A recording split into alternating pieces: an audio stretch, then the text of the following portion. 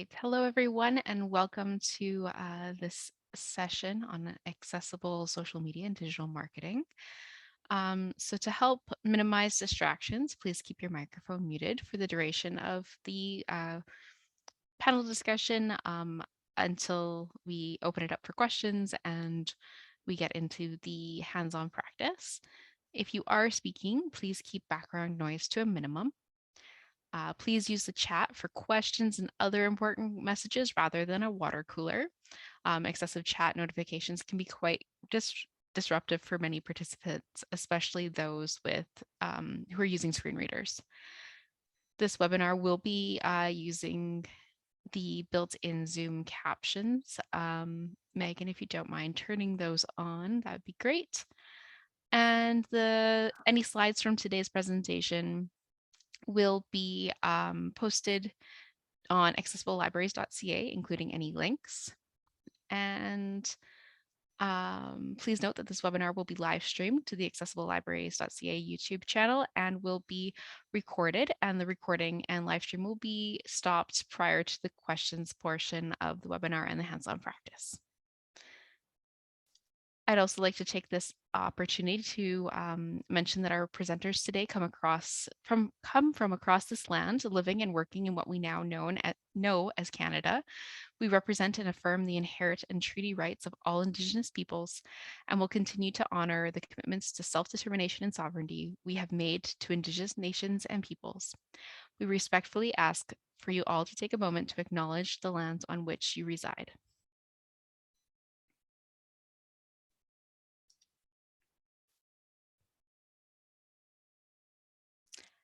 My name is Rianne Lepere. I am your moderator for today. I am the Braille and Accessibility Testing Coordinator at the National Network for Equitable Library Service, and one of the project team members of the accessiblelibraries.ca and Public Library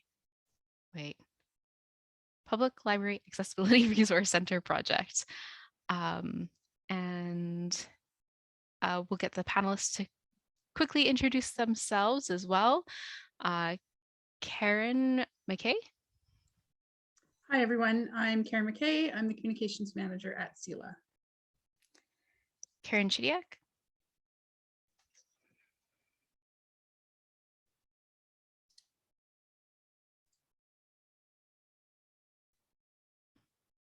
Karen, you're muted. Of course. Hello, everyone. I'm Karen Chidiak from the Edmonton Public Library. I am the Communications and Marketing Manager. Thank you. Kai? Hi, I'm Kai Lee. I'm an accessibility analyst at NNELS. Simon. Hi, I'm Simon. I'm also an accessibility analyst at NNELS. And Patrick. I'm Patrick. I am also an accessibility analyst and tester with NNELS. And last but not least, Rachel. Hello, I am Rachel Oslin, and I am the production coordinator at NNELS. Thank you. And we also have Megan Selmer, who is the all-powerful person behind the scenes today. And so if you run into anything, please direct message Megan Selmer and she will be able to help you out. All right, with that, we will get started. We are going to have a quick kind of like firsthand story and kind of a organizational approach to social media from Karen McKay from CELA. Hi again, everyone. I just wanted first to thank everybody for coming. It's really heartening to see so many folks here. I know that the idea of building accessibility into communications and doing it well can be a bit intimidating, especially if we don't have firsthand knowledge or we're not familiar with the way all the pieces fit together. So I think it's just awesome. There's so many people here who are interested in learning and improving, and it shows a real commitment to inclusive, welcoming, and accessible communications. So thanks for coming. As I said earlier, I'm the communications manager for CELA, and I've been doing that role for about 7 years, but I'm not here as an expert.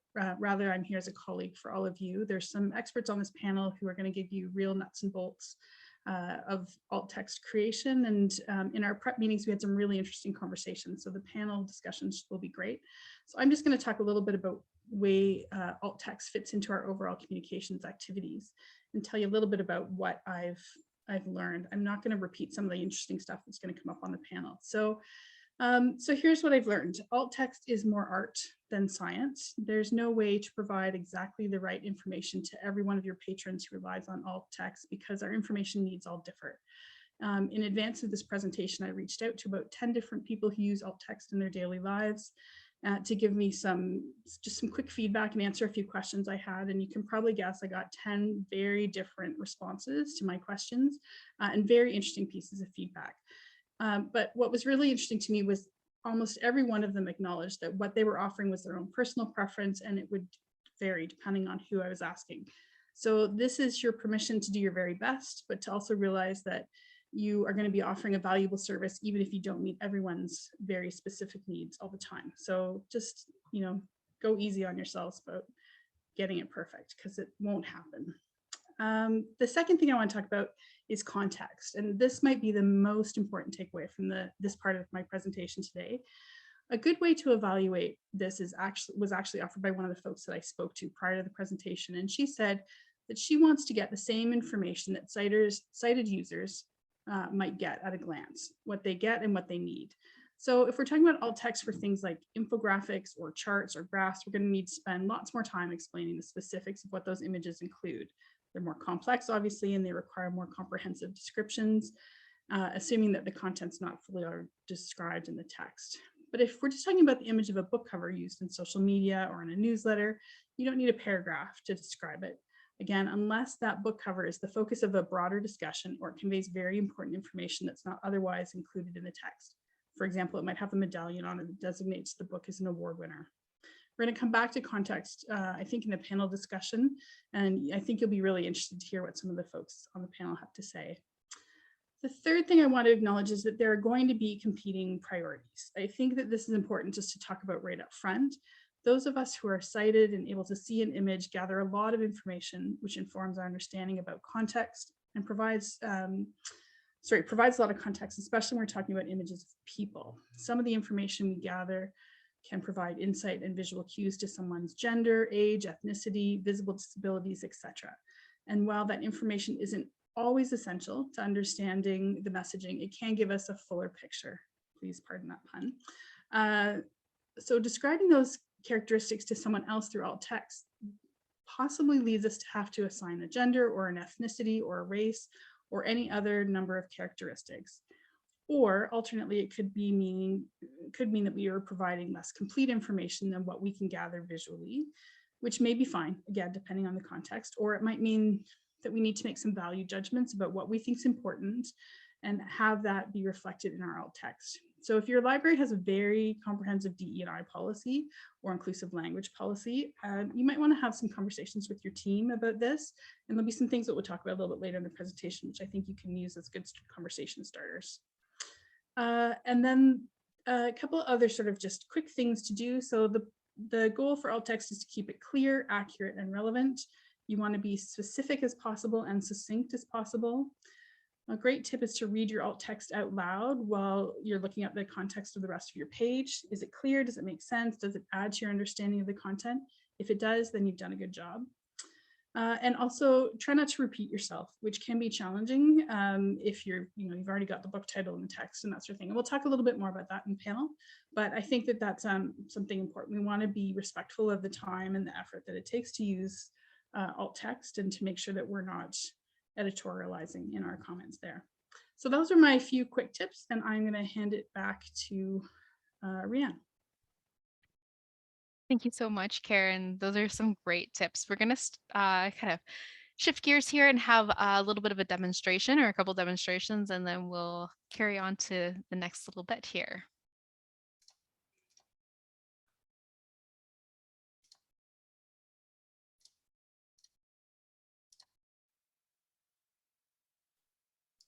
A screen reader is a piece of software that runs on a computer or computer device that allows a person to operate it without seeing the screen. This is generally intended for blind or visually impaired people who can't operate the device by looking at it.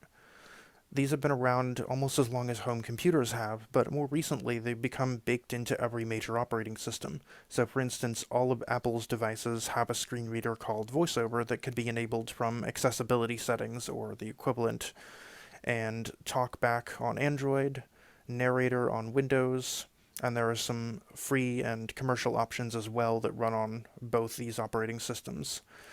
So the way these work depends on how the device works. On a touchscreen device, they typically use some custom gestures to get things done. On a computer, they typically use the keyboard. Most screen reader users are not mouse users. They navigate everything with the keyboard, unless it's a touchscreen device. So on this smartphone that I'm using, which is purely touchscreen, the gestures to get around are pretty simple. If I touch something where, without VoiceOver enabled, touching something would open it, with VoiceOver enabled, touching something will tell me what it is. So for instance, if I touch the bottom left corner of this Twitter app, Home tab, new items. it says Home tab, new items, which is the tab on the bottom left of Twitter. Rather than having to drag my finger around to explore, I can use what are called swipe gestures to get around. If I swipe to the right, VoiceOver will try to systematically move me to the next item on the screen in order of top to bottom, left to right. Selected. Search and explore tab. So that says selected before it because I searched for this account that I'm viewing right now. Flick right one more time. Spaces tab. Communities tab. New item. Notifications tab. Messages tab. One new item. Messages tab. And it just makes a vibration to indicate that it's the end and repeats what it said. So we can explore this screen a little bit more. Biblias Accessibles Libraries.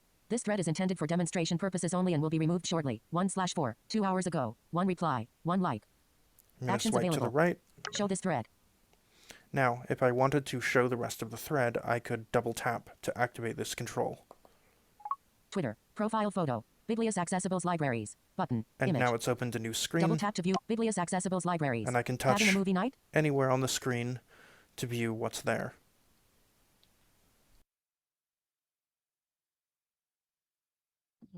And we will get into another demonstration here. I'm just gonna get it pulled up.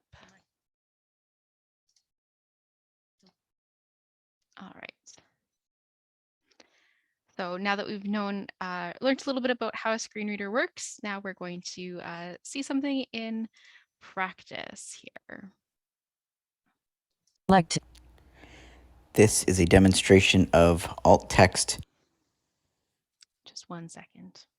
Oh, okay, perfect. I was a little worried that I forgot to share the audio, but I'm sure people would have stopped me, right?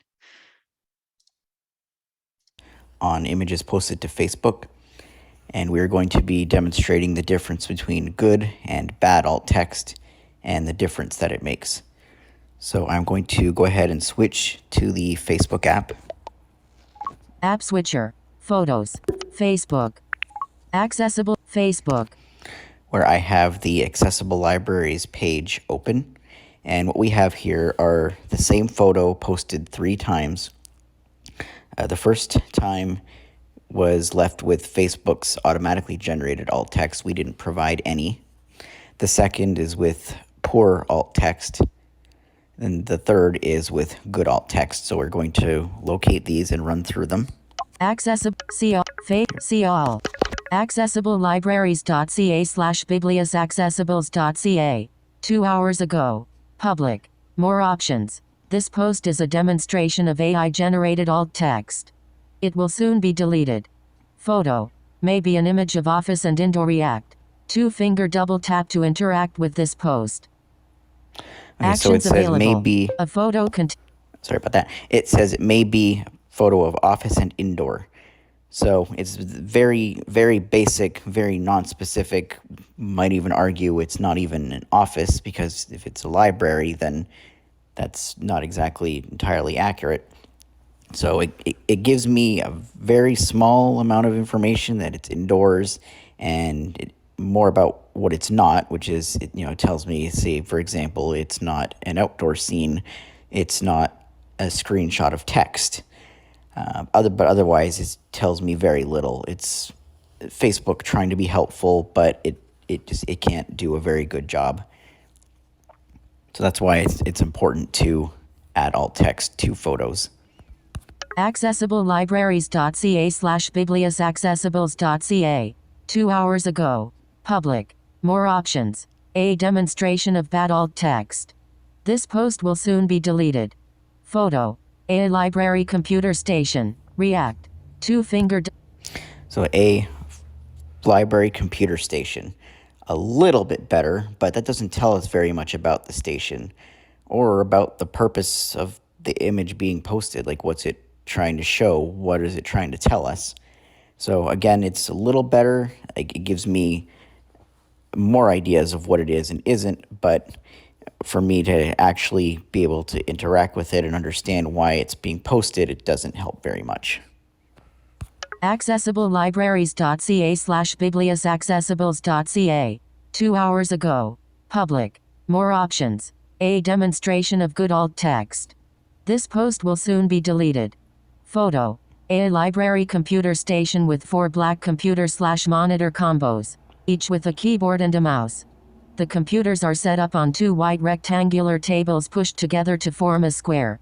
Each table has 2 computers that face chairs that are tucked under the tables, one in front of each computer. Bookcases and other seating areas are arranged in the background. React. So that is the example of good alt text. So that, like the previous one, was written by a human, but there is much more detail. I get a much better sense of what's in the image, and now I know exactly what I'm looking at. So that's the difference between good alt text, bad alt text, and no alt text, which defaults in Facebook's case to AI generated.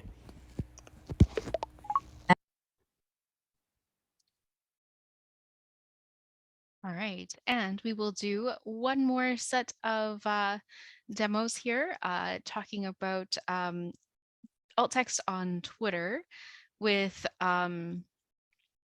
a little bit of a different kind of image.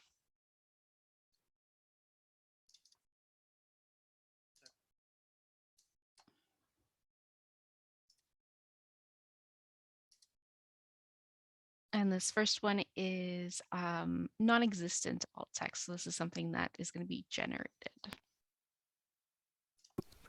So I'm on one of the tweets in this demonstration thread, and VoiceOver is going to try and describe this image, and it's not going to do a very good job of it. There is no alt text on this image whatsoever. This is purely my phone trying to do image descriptions. Having a movie night? Stay in and watch free movies with your library card. 2/4. Landscape. Image. Sign. Gamage. Beyond Food. SDE. At the Fork. Dini. Young Coda. AM Vat Your Vegrol or Charade DY. Canopy. We Were Need. Sari. Thoughtful Entertainment. Present. Displays this image full size. That's definitely not useful at all, and without alt text, I have no idea what this image could possibly be. I don't know if everyone caught it there, but the screen reader was trying to read like the little clips in the background of text that it could pick up. And now we'll have another version of that with adequate alt text. So here's another version of the image with alt text that is technically better than nothing in that it exists and is accurate, but it's very uninformative.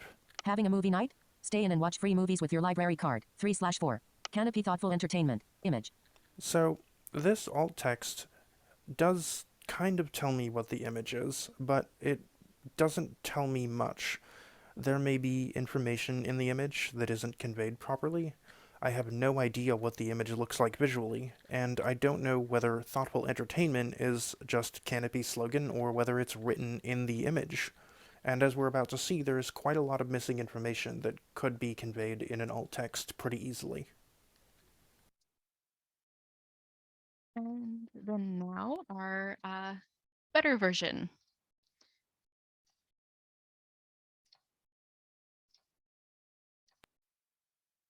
Now the final version of this image with what we would like to think is a pretty good alt text.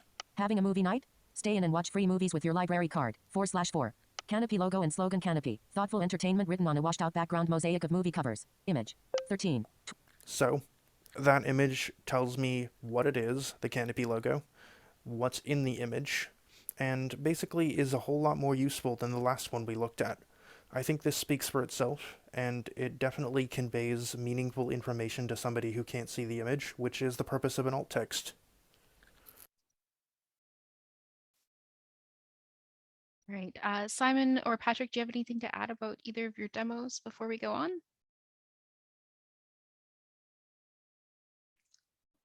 All right. With that, we will let Karen Chidiak from EPL take it from here. Hi, everyone. Just let me include my presentation.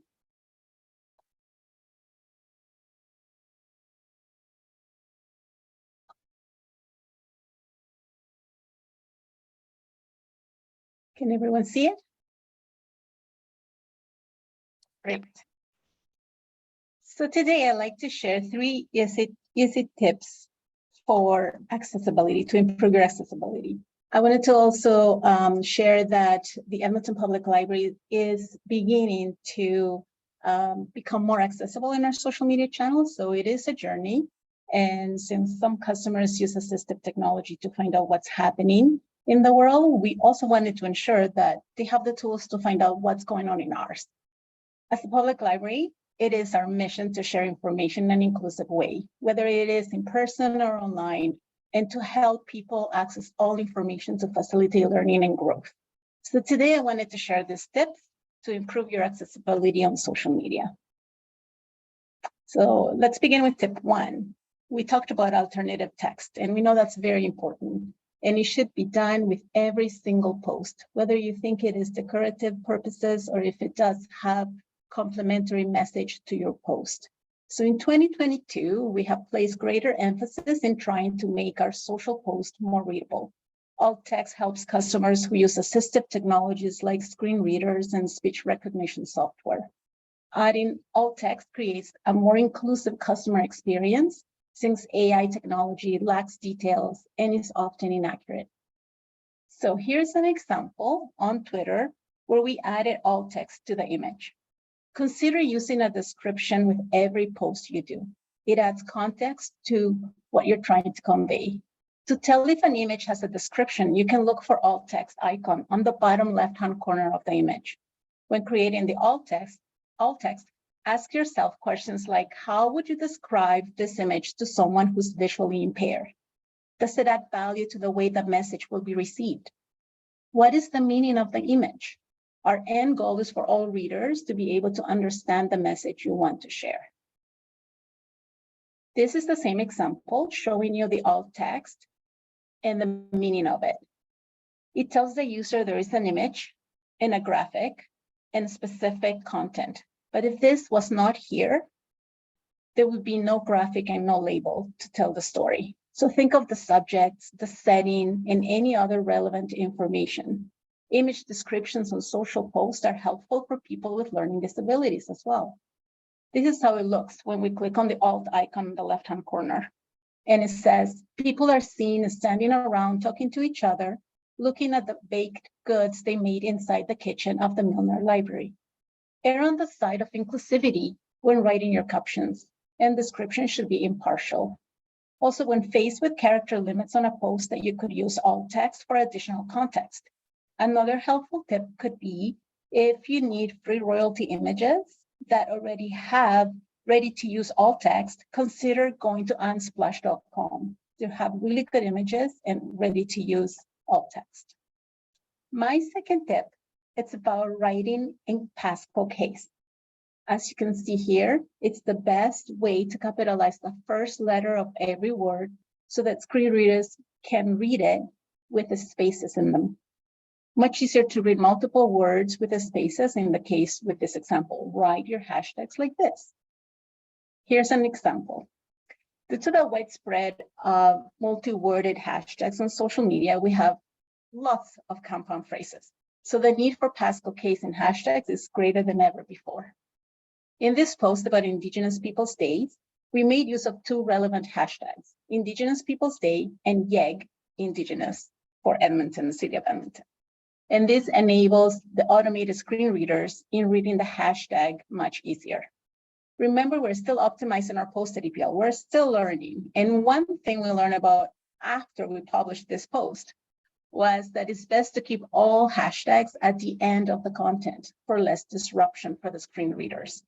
So we're moving away from including hashtags in the middle of the content for posts going forward. Here's another example, and we use two hashtags, Pride Month and EPL Pride.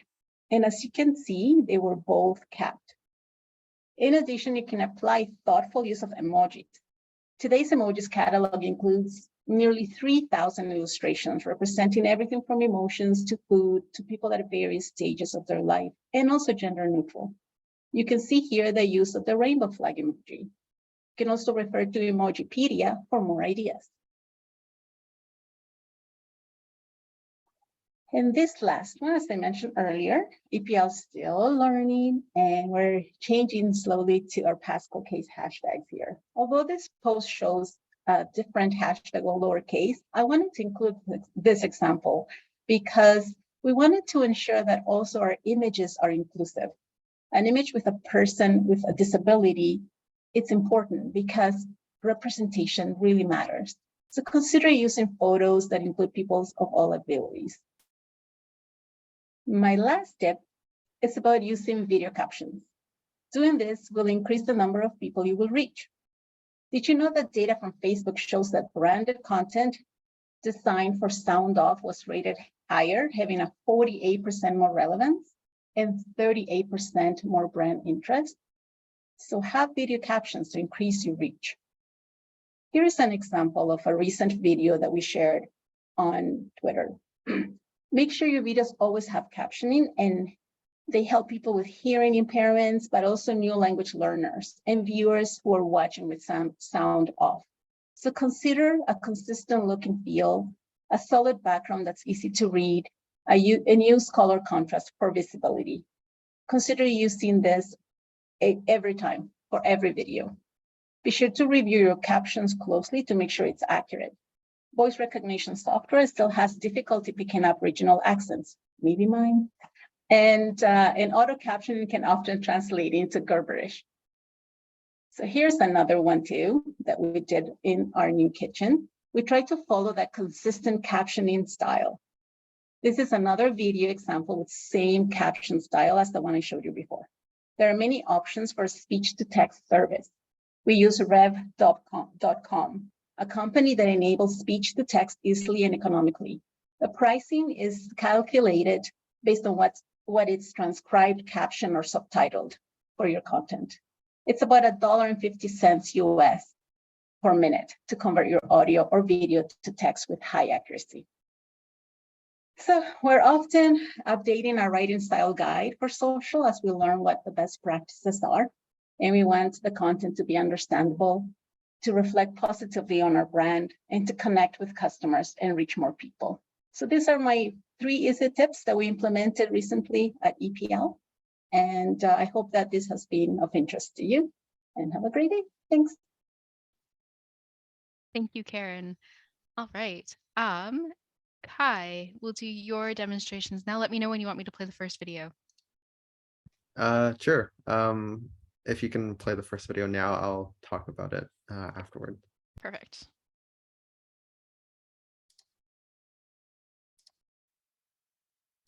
Heading level 1 visited link, go to home. Main landmark graphic, maybe an image of text. Link. Okay, so what you just heard, like a lot of hold on, sorry. Yep, so what you've heard is what's called non-existent alt text, because Facebook in this case tried to generate the alt text like the previous demos that you've heard. And I know it was a pretty short video, but here we're describing an infographic. And as you know, an infographic has a lot of information. So something like an image of text isn't very helpful, considering how much information you're losing just with this generated image description.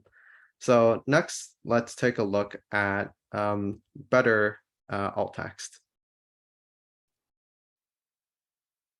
Heading level 1 visited link go to home. Main landmark graphic how Canadian public libraries stack up. Canadians go to libraries to find jobs, create new careers, graphic and help grow our small businesses. We borrow books, journals, music and movies. We learn to use graphic the latest technology. We get our questions answered, engage in civic activities, meet with graphic friends and co-workers and improve our skills at one of the 600-star Canadian public libraries. Here graphic are a few ways that Canadian public libraries stack up. Movie night. Canadian public libraries graphics circulate 10 times more DVDs than zip.ca each day. Canadian public libraries 261,000 DVDs zip.ca graphic 24,000 DVDs. No ticket required. Canadians visit the library almost as much as we go to the movies graphic and 20 times more often than we attend Canadian NHL games each year. Our culturally journey. Graphic Canadians enjoy cultural trips away from home. Over half of Canadians visit public libraries graphic annually. What we carry. Nearly 2 out of 3 Canadians have library cards, about as many as graphic have passports. Link previous. Link next.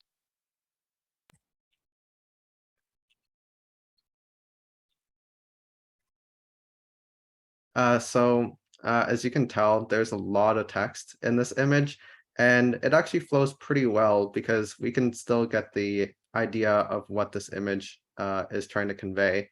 So I would say that this is pretty decent alt text. However, because it's an infographic, there are still a lot of images scattered throughout that really give it its personality. And so in terms of the best alt text that we can do, here's the next demo. Heading level 3 link accessible libraries.ca/biblios-accessibles.ca. This post is for demonstration purposes only. It will soon be deleted. Link graphic and infographic about library use in 6 sections. There are 4 horizontal panels. The last 2 link graphic panels are split in half vertically. Link graphic top panel. Patron engaging with library staff at information desk. Title text. How Canadian public link graphic libraries stack up. OCLC logo with slogan The World's Libraries Connected. Link graphic second panel. Map of Canada with text. Every month, 204,000 Canadians get job seeking help at Link graphic their public library. Canadians go to libraries to find jobs, create new careers and help grow our Link graphic small businesses. We borrow books, journals, music and movies. We learn to use the latest Link graphic technology. We get our questions answered, engage in civic activities, meet with friends and Link graphic co-workers and improve our skills at one of the 600-star Canadian public libraries. Here are a few ways Link graphic at Canadian public libraries stack up. Star, there are 607 public library locations covered by the Link graphic Canadian Urban Libraries Council's 2010 Canadian Public Library Statistics Report. Link graphic third panel left side. A movie night pie chart resembling DVD. The large portion of the pie reads Link graphic 261,000 DVDs. The small slice reads 24,000 DVDs. Canadian public libraries circulate 10 times more Link graphic DVDs than zip.ca each day. Sources: OCLC 2011 primary research. www.momentus.ca/zip. Link graphic third panel right side. No ticket required. Line drawing of a library with text. Library visits Link graphic 100.2 million. Line drawing of a cinema with text. Movie attendance 112.2 million. Line drawing Link graphic of a hockey player on skates with stick with text. NHL attendance 4.8 million. Canadians visit the Link graphic library almost as much as we go to the movies and 20 times more often than we attend Canadian NHL Link graphic games each year. SOURS, Canadian Urban Libraries Council 2010 Canadian Public Library Link graphic statistics. Statistics Canada Motion Pictures Theaters 2010. ESPN NHL attendance report. Link graphic 2011-2012. Link graphic fourth panel left side. Our cultural journey bar chart highlighting the stat over half of Canadians Link graphic visit public libraries annually. Zoos, aquariums and planetariums 42%. Live theatrical performances Link graphic 44%. Museums 48%. Public libraries 56%. Conservation areas or nature parks 58%. Movie theaters 68%. Link graphic Canadians enjoy cultural trips away from home. Source: OCLC 2011. Primary research. Hill Link graphic strategies 2012. Statistical insights on the arts. Link graphic fourth panel right side. What we carry. An open wallet with a library card inside with text. 62% Link graphic have a library card. A Canadian passport with text. 64% have a passport. Nearly 2 out of 3 Link graphic Canadians have library cards, about as many as have passports. Source: OCLC 2011. Primary Link graphic research. Passport Canada Annual Report for 2010-2011. Content info landmark 2 Mins Public.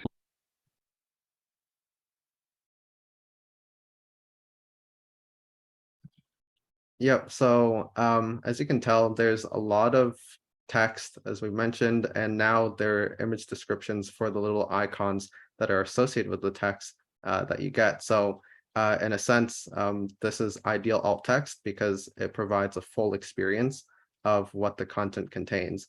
And as you've noticed, sometimes, especially with the second demonstration and the third demonstration of this infographic, the screen reader would say graphic occasionally, and that's because it shows that the image spans multiple lines. So every time that it moves to the next line, it'll tell you that it's still an image.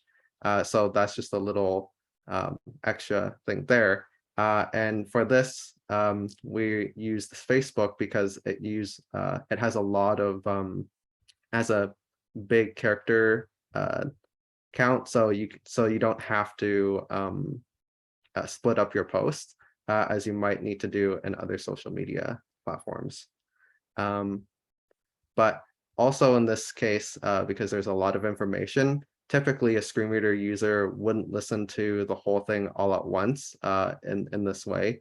We would navigate it almost like a document in order to get the pieces of information we need. So that's it for me.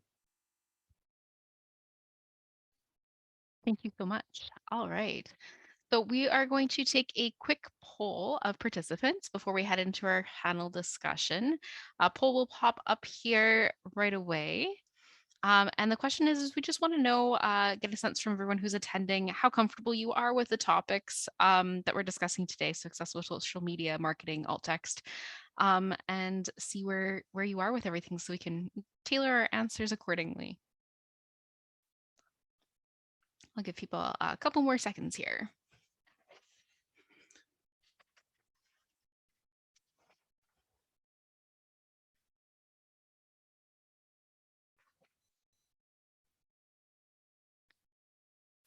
All right, and we can end the poll.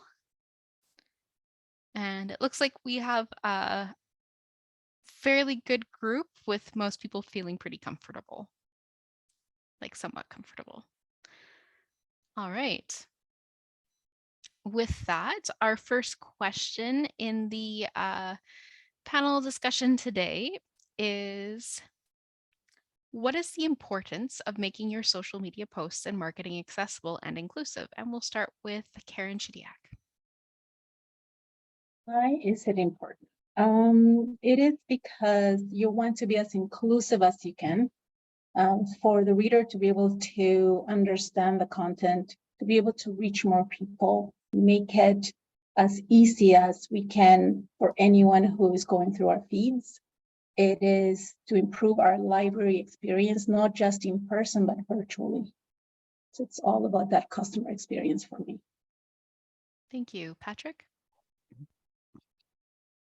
Well, I largely echo what she said, and it's so important to be as inclusive as possible because a lot of people don't realize just how many people rely on accommodations like alt text to get the same experience as everyone else.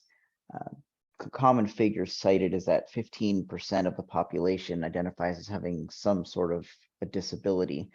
Now, not all disabilities will have will be relevant to alt text, but the point I'm making is that there are probably more people visiting your social media, wanting to come to your library, all that kind of stuff, than you realize. And taking the steps to be as inclusive as possible is opening your posts up to a much bigger market.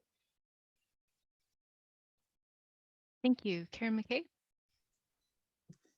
So our main reason for being here today is alt text for people who have print disabilities, but actually alt text does a number of other things as well. It can help those in your community who have limited internet access or may have slow rural access and they've turned off image downloads to save data charges. So they can get the gist of what your communications are just by using their alt text versus downloading the images. It can also help people who have sensory processing or learning disabilities who may need to turn off images to limit visual distractions when they're trying to read.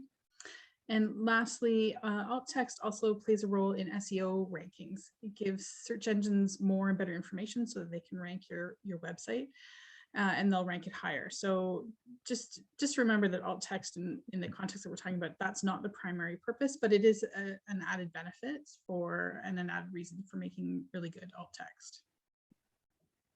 Thank you. Simon? One thing I'd like to add is that a lot of people with a disability are likely to be using technology to get information. Despite accessibility barriers, technology opens a lot of doors for us. And if we see a social media presence or a website that doesn't use a lot of alt text, it's really easy to assume that the space won't be accessible either, the physical space. That's probably not correct. That's not really a fair correlation to make, but it is a very easy assumption to make. Thank you. Any other panelists have anything to add there? All right, our next question. When writing alt text, what are some considerations for prioritizing pieces of information? So how do you organize the information? Patrick, we'll start with you. Well, for prioritizing information, the most important thing is what is the purpose of the image that you're posting? Are you marketing something? Are you trying to highlight, a title in your collection? Are you giving a tip?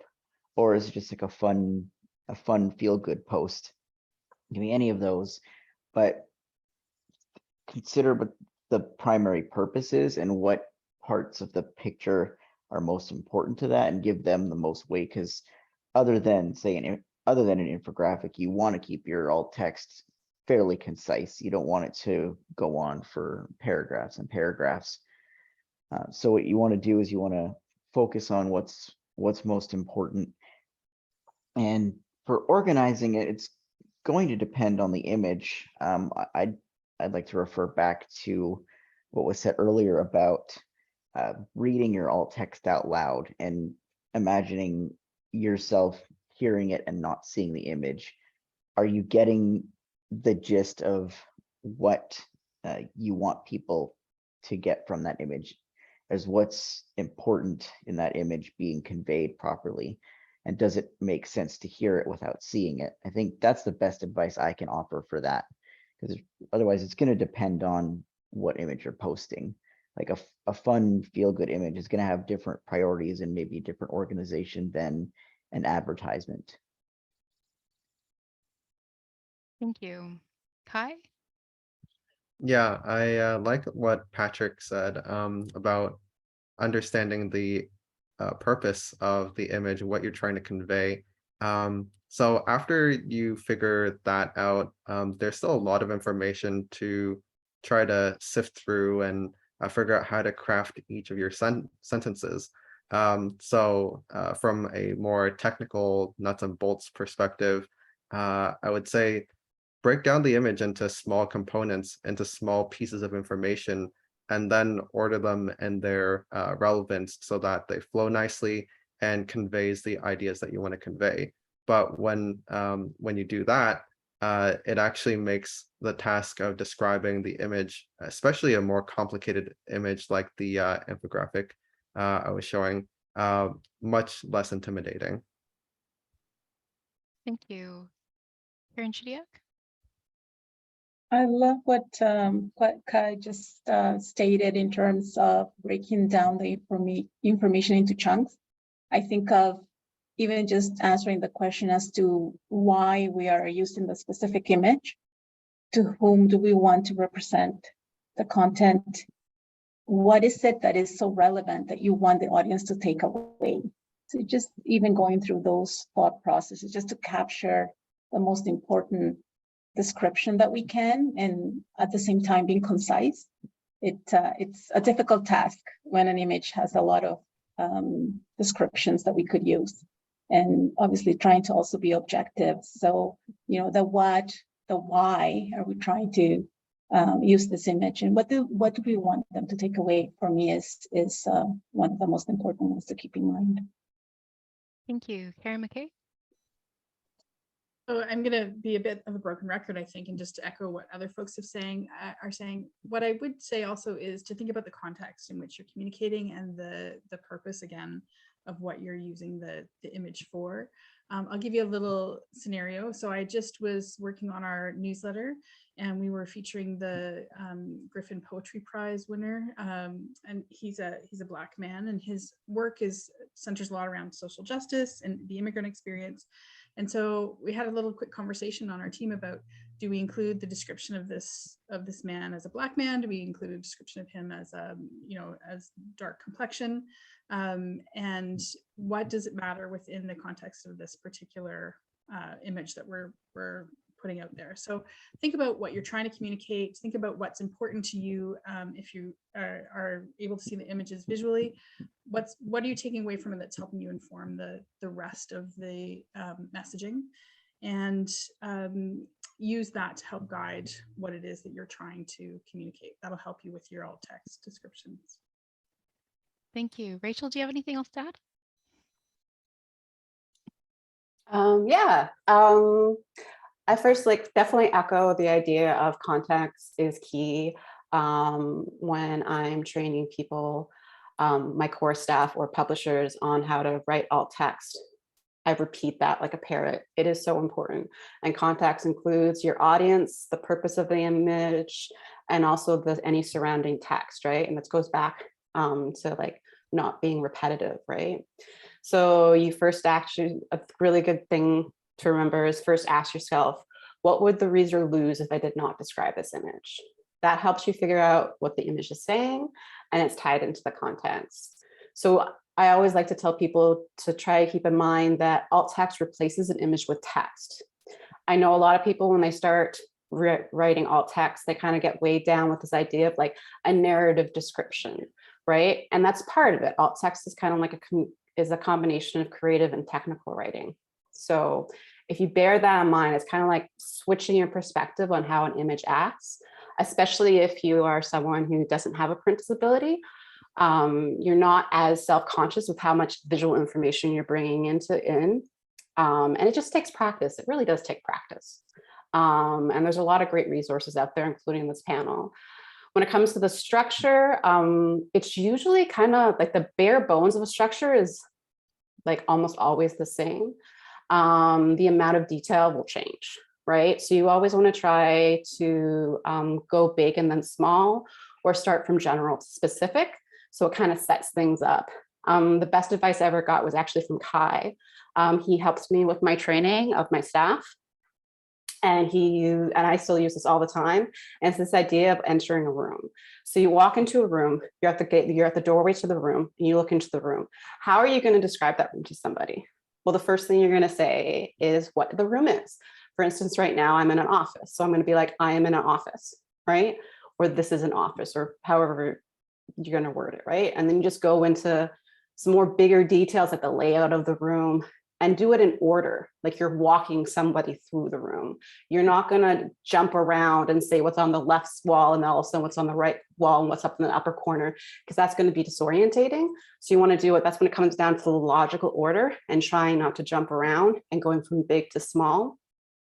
And yeah, just remember that like you want to avoid what is termed cognitive overload as well, right? And by giving things structure and being careful with your grammar, so using like active voice, present tense, using punctuation properly, will really help guide that person through the description. Thank you. Our next question, how do you ensure inclusive language is used in your posts and marketing? Rachel, we'll start with you. Yeah, this is a really important question. And I kind of want to start with saying that this is one of those things where like you really have to take the responsibility to stay current with what community needs and trends are, and recognize that it's going to constantly be shifting. Be open-minded and sensitive to the community needs. And that kind of goes with all alt text. Alt text, when we learn more and we get more feedback from the print disability community, we get better at how we do it, so things will slightly shift. If something's like culturally specific, such as like say a piece of regalia, you want to start with describing what it looks like, and then also use the specific name of what it is, if possible. This is when a little bit of research goes a long way. Going to the source, if you have an image from a specific community, you can ask that community directly. If you don't have the source, use your librarian skills and find out some information about the terminology used to describe that piece of clothing or jewelry or what have you. And also, I know this was touched upon in one of the earlier presentations, this idea of having like a list of terms, like an in-house list of terms. You can also do that for culturally specific like items, right? When it comes to skin tone, what we recommend at NNELS is to stick to the emoji system. So far, I mean, obviously something better could come along, but so far it's the most objective way to do it. So the idea is a light skin tone, a medium light skin tone, a medium skin tone, a medium dark skin tone, a dark skin tone. You never say someone is like, you know, Korean or Vietnamese or Nigerian unless you know for sure in the context, right? And then like if it's explicitly stated, right? And again, like that's the idea that Karen brought up about that promotion, about that author who's a known Black activist. You can call him Black in that context, right? Otherwise, you'd want to go with what a medium dark or dark skin tone. Also hair texture, hair length, hair color. Age, don't be afraid to do things like appears like middle-aged. I'm 40 years old. I don't look 40 years old. I know people that are younger than me that look older, or older than me that look younger. So it's okay to be a little like appears like in their 20s and that sort of thing. And then gender is a big one. I think gender is a hot topic, an important topic. It's ongoing as everything else for culturally and specific and inclusive language. And again, you should only state it if it's explicit. You don't want to accidentally misgender someone. So you want to try to be gender neutral as much as possible. So for instance, a person with a medium light skin tone with long black straight hair wears a yellow dress and smiles, right? They're a person and instead of he or she. Thank you. Karen McKay. So I would echo basically everything that Rachel said. A couple of other points to think about. Again, going back to context. So if you're describing a book jacket, let's say, and there's a parent on there, but the book is clearly about motherhood, you could identify, or fatherhood, you could identify it as mother or father. Again, it goes back to context. We did have an interesting conversation in our prep meeting for this, but also internally at CELA with regards to the use of singular they in alt text. And this is one of the questions I asked a small group of folks that I reached out to, just what their experience was. And this is one of those things where we need to be really careful around our language and also really cognizant of maybe creating some unintentional confusion. So singular they, if you're defaulting to singular they, that's totally acceptable, and it's something, you know, I think society is moving towards. But some of the respondents to my very quick questionnaire said that they can find it confusing at times. They think perhaps they've missed something in alt text, or it wasn't accurately described if there's only mention of one person and the use of singular they and it's not clear. So some of the things you can do to sort of avoid that is to identify how many people are in the picture to begin with. So there's one person in the image, they are wearing a yellow dress, as an example, rather than just defaulting to singular they. The other thing that I would say is, in addition to staying current with regards to what is sort of the best practices around inclusive language, a little research goes a long way on your particular topic, your particular author, your particular book, your particular group. So, you know, that's something I try and find, if I can, how they identify themselves, or usually the publisher is a good place to go. Usually the publisher gets it right, or Twitter handles usually get it right. Like those are some of the default places that I go if I'm trying to identify, for some reason, the appropriate way to identify somebody's gender or race if they have a preference about being identified that way. So it takes a little extra time, but not a lot. And it's, you know, it's valuable both for the community that we're trying to serve with alt text, but also the people that we're talking about with regards to book promotion or event promotion, to make sure that we're identifying them in accordance with their preferences as well. So that's what I have to say about that particular topics. Thank you, Karen. Karen Chidiak, do you have anything to add? What I had was in terms of trying to avoid ableist language. And I know we had also those discussions earlier in our conversation about using the word we stand, instead use the word we support. And we had mixed opinions about this, depending on the recipient of the message. I think that, you know, it's always best to err on the side of inclusivity and be sensitive to every group that is following you on social media. And if possible, think about that as we're writing our content. Another thought I had was oftentimes posts have that click here, which is, you know, I would say that the lazy way to do posts at times, just click here for more information, click here. and having more of that call to action that's active, the learn more, the sign up now, the register today, would go a longer way, I think, for those who are using assistive technology. Thank you. Kai.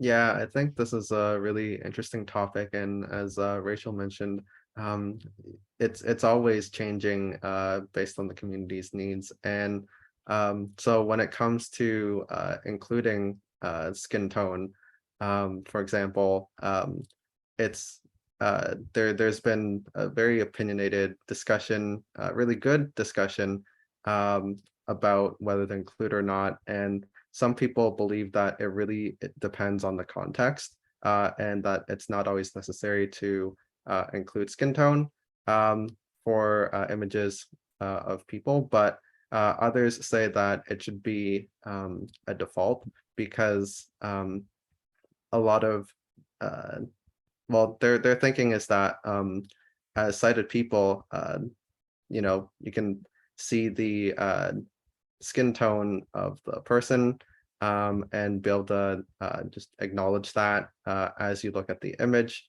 But as screen reader users, we may not be able to. And sometimes there's that unintended assumption that all the images that appear with people in it may be white. And so to make sure that that's not the case, some advocates are saying that it's important to include skin tone in every image with people in it. Thank you. Simon, anything else to add? I think that when it comes to words that could be conceived as ableist, like stand or see, for instance, it's really important to consider context and find a balance. I would never ever want somebody to not say something like "see you later" in conversation. When it comes to things like "we stand with you," I think that there's an argument to be made for that because people literally stand. And there are interesting little distinctions, like if an alt text said something like, "we can see from this image that whatever," that would be fine. If it said, "you can see from this image," my brain would just go, "well, no, I can't actually." So it's really important to find that balance and maybe even survey people with lived experience with the disabilities that you're concerned about portraying wrongly, and make sure that this is something that they actually asked for. Because in a lot of cases, this kind of inclusive language can go too far, and it often does. But it's also just important to make sure that you're, being inclusive where you can. Thank you. Patrick, anything else to add? I think the point about not making assumptions is important, and that applies to the subjects of the photo, but also about the people who are going to be looking at it or reading the alt text. So you want to describe what's in the images and let people interpret them as you would say if someone sighted looks at an image. They may make any inferences or references about the content. Do the same thing with their alt text. Describe what's in there factually, and let the people reading the alt text interpret it the same way. You don't want to make assumptions about what they can and can't understand, or extra explanations you think they may need. Thank you. All Dan, right. can I just echo something there? So I think both Kai and I think it was Patrick said that it sort of reminded me about the idea of taking our own bias out, or trying to take our own bias out of the communication. So deciding, like when we decide what is relevant or not relevant based on a set of assumptions, that's problematic. Also, when we include language that's sort of editorializing or sort of assigning a motive to something in a picture, that's also problematic. So try and keep the language as factual as possible and complete as possible. I personally sort of err on trying to include more detail around things like skin tone and age, etc., where possible, because I do think that as sighted users of images, we do gather a lot of information that sort of helps inform our impression of a situation, an author, a story, a picture, whatever.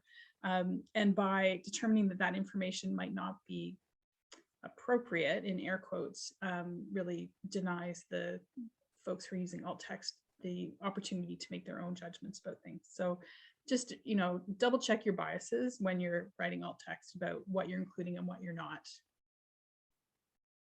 Thank you. All right. So you're all ready for like the count of 3 here? Should alt text be included in every post? 1, 2, 3. Yes. Yeah. Yes. Yay, they did it!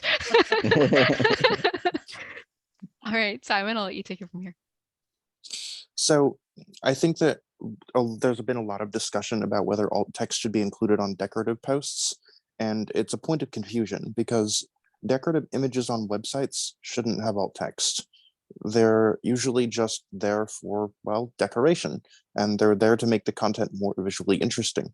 So a lot of those images that are just background can have an empty alt text, and then screen reading technologies will just ignore them entirely. On social media, this isn't the case. If there's an image, the screen reader is going to say image.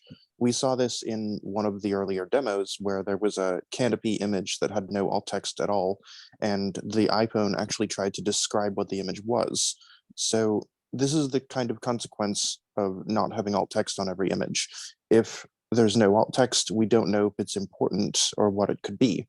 It can be a small, concise alt text of what it is, but even an alt text that just says it's a logo is better than nothing, because then we know that it's just a logo and isn't important for some other level of understanding of the post. Thank you. Patrick, anything to add there? Nope, he said everything I was going to say. Perfect. Well, not perfect, but perfect. Rachel? I guess just basically echoing is everyone deserves the same access to information. Alt text is essential to accessibility. It's one of, like, without alt text, your information will not be accessible, your content will not be accessible, and you will be alienating the people in your community. So it's just, it's you gotta do it. And don't worry, you get better with practice. Just starting somewhere and keep going, you're doing great. Karen? Chidiac. I agree 100% with everything that has been said about this. And even if in social media we feel that it may be just an image that complements a post and looks decorative in purpose, it may have meaning in terms of even the color, the shape to certain cultures. I think of the indigenous communities, specific colors that have meaning geographically or have healing significance depending on what those colors are, and not including what we see for those that are unable to, it takes away from the meaning and the relevance of what we're trying to share. So for every post, definitely there should be more description for those who are unable to see it. Thank you. Does anyone have anything else to add here? Excellent. All right. So last question before we open up to our lovely participants today. When is it best to include the image description or alt text in the alt text or as an inline description with the post? Kai, we'll start with you. Sure. So I think for me, it really doesn't matter whether you include the alt text in the alt text field or in the post itself. I think the expectation of the disability community is that it's important to include alt text. And I think most people aren't very picky about where it is. As we found with Facebook, when we added the alt text for the infographic, it was a long description and it fit into the alt text field. So that was fine. But in something like Twitter, where the character limit is a lot smaller, you would have to probably break that up into multiple tweets in a single thread, or even share a link to a Word document or some sort of accessible document with the description in it. Thank you. Karen McKay? So yeah, I just echo Kai that the most important thing is that it's there. I think the second most important thing is that it's in a place that's easily understood and found. There is a benefit including it as inline text in terms of normalizing the process to make sure that folks understand that alt text isn't an image description is something that they should be thinking about. Also, you know, we are kind of at the whim of Facebook. They seem to change the way they do things kind of, I don't know, daily. So, you know, if it's a challenge for you to get it into the alt text in Facebook, if you're trying to get through the Meta business page and it's not showing up, which has been happening to me lately, you know, putting in an inline text is an acceptable option. But just really, it's the importance is that it's there. Thank you. Rachel? Yeah, it's going to add on to what Karen just said is that I know it's a trend starting on Instagram where people started doing inline descriptions, and then Instagram started making it so now you can put alt text in it. So like sometimes it also can enact change within the platform because they understand they see a need, and then they're like, ooh, money, I'll make this a thing. The only thing I want to add is a bit of an air of caution when doing inline descriptions. Not all images are going to require long descriptions. A majority of the image that you're going to come across are what we term as medium images. So basically like a medium, the easiest way to describe a medium image is something that takes like 2 to 4 sentences to describe, you know, and it's a bit more complicated than a simple image. A simple image would just be like a logo, right? Or something that's a little more decorative. I worry about people getting too much in the habit of over description. Again,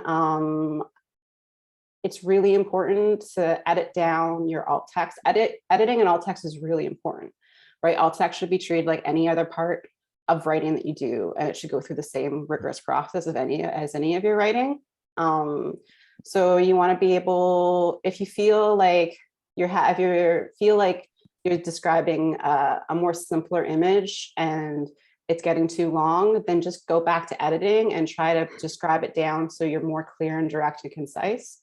Because again, echo back to what I said earlier about cognitive overload. So the average person remembers like 5 to 7 things at a time. I have a learning disability, which causes a print disability. So I can only remember 2 to 3 things on a good day. Which is actually really good for me because it makes me really good at editing people's alt text when I get overwhelmed, because I get overwhelmed pretty quickly. So a thing you should remember is like one guideline that you could use is, again, the habit of using it for complex images that require more information. Complex images most commonly are graphs, maps, and charts, like the infographic that we saw earlier. And if an image has text, transcribe that text. So if it has text in it, or if it's an image that is full text, please fully transcribe it. You should never, ever have an image with text in it that isn't transcribed. Because also be aware that it's not just, I think describing it inline is also really useful because like I've noticed this trend on Instagram where everyone's like doing like really small text and really bad color coordination. You can't zoom that, right? Or they're repeating in their stories on Facebook and Instagram and you can't read it and I can't read it and the zoom's not going to work. So just be wary of that, right? But then at the same time, as long as you're keeping those things like tight and you put it in line, it kind of shows the community like at large that this is a standard that everyone should be doing, and it also shows the platform, hey, this is a standard that we want and you need to implement into your system. Excellent, thank you.